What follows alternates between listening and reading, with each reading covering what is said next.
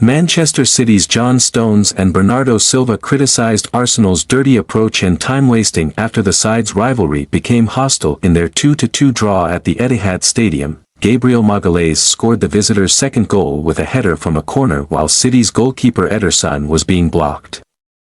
Leandro Trossard was then sent off just before halftime after receiving a second yellow card for kicking the ball away and, down to 10 men in the second half, Arsenal slowed the game down whenever possible.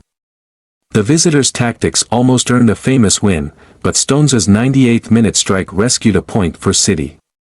Erling Haaland had opened the scoring before Ricardo Calafiori equalized for the Gunners. Asked about Arsenal's dark arts, Stones said, "I don't know if they have mastered it, they've done it for a few years, and we know to expect that. You can call it clever, or dirty, whichever way you want to put it, they break up the game, and it upsets the rhythm for everyone.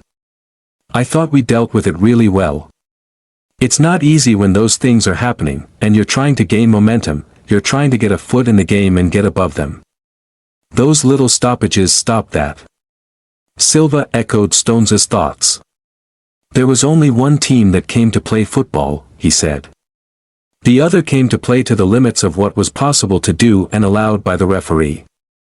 The Portuguese added, "The second goal is already their usual block to our keeper allowed by the referee. And then the referee allowed a sequence of time-wasting events."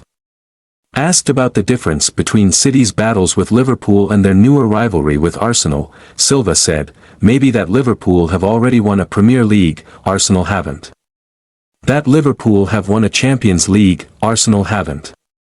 Liverpool always faced us face to face to try to win the games."